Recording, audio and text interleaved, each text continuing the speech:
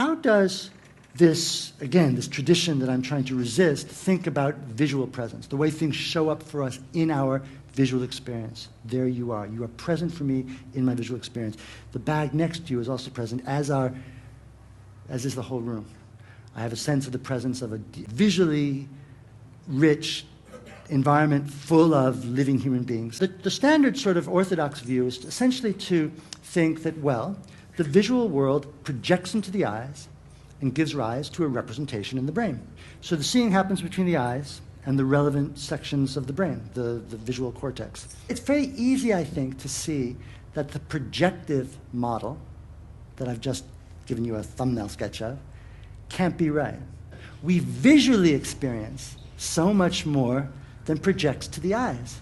What shows up for me in the scope of my experience goes beyond what projects into the eyes. But I do, as just a matter of lived experience, have a sense of the presence of all of you. So it seems that our experience goes beyond a retinal image, goes beyond what projects to the eyes. Euclid noticed that you can never see an object from all sides at once.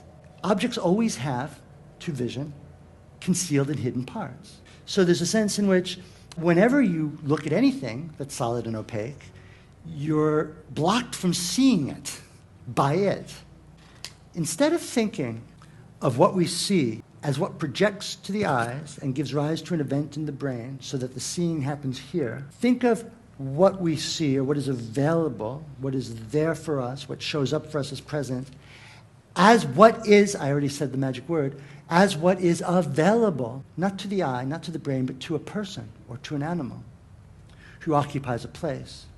I'm making the point that the phenomenology of visual presence is the phenomenology of availability. One of the thoughts I want to suggest is that the difference between seeing and hearing, or between seeing and touching, is actually a difference in the kinds of skill-based repertoires of activity that we need to engage in order to achieve the world's presence in those modalities.